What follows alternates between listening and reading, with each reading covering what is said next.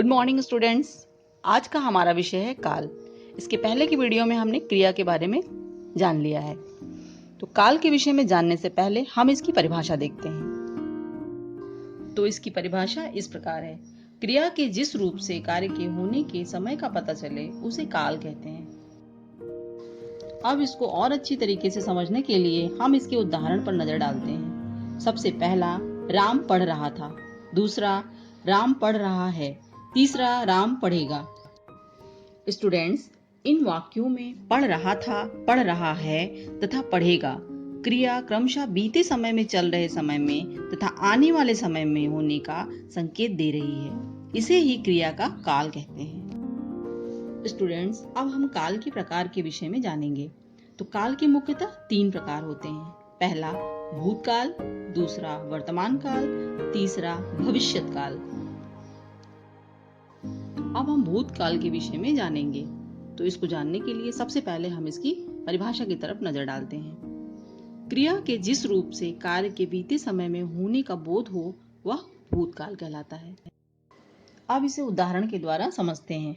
Number 1, वह बाजार गया था। नंबर 2, माली फूल तोड़ रहा था। नंबर 3, पूजा ने गीत सुनाया था। इन वाक्यों में हाइलाइटेड शब्द गया था, तोड़ रहा था तथा सुनाया था क्रिया के रूपों से कार्य के बीते समय में होने का बोध होता है, अतः ये भूतकाल की क्रियाएं हैं। दूसरा वर्तमान काल। तो वर्तमान काल को जानने के लिए सबसे पहले हम इसकी परिभाषा पर नजर डालते हैं। क्रिया के जिस रूप से कार्य का चल रहे समय में होने का बोध हो उसे वर्तमान काल कहते हैं। अब इसे उदाहरण के द्वारा समझते हैं। नंबर 1, माली फूल लेने जा रहा है। नंबर 2, पूजा किताब लिख रही है। नंबर 3, माँ भोजन बना रही है। उपर्युक्त वाक्यों में हाइलाइटेड शब्द जा रहा है, लिख रही है तथा बना रही है क्रिया रूपों से कार्य के इसी समय चलने या होने का बोध हो रहा है, अतः ये वर्तमान काल की क्रियाएं हैं। अब तीसरा भविष्यत काल। भविष्यत काल की परिभाषा कुछ इस प्रकार है।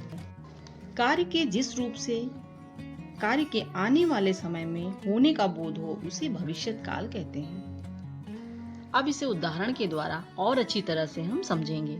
नंबर 1, राधा जी कल प्रयागराज जाएंगी। नंबर 2, कल बाजार नहीं खुलेगा। नंबर 3, पिताजी कल आएंगे। इन वाक्यों में हाइलाइटेड शब्द जाएंगी, खुलेगा तथा आएंगे क्रिया रूपों से कार्य के आने वाले समय में होने का बोध हो रहा है, अतः ये भविष्यत काल की क्रियाएं हैं। स्टूडेंट्स, क्रिया के जिस रूप से कार्य के बीते समय में होने का बोध हो उसे भूतकाल कहते हैं। क्रिया के जिस रूप से कार्य का चल रहे समय में होने का बोध हो उसे वर्तमान काल कहते हैं। क्रिया के जिस रूप से कार्य के आने वाले समय में होने का बोध हो उसे भविष्यत काल कहते हैं। आज के लिए इतना ही। धन्यवाद।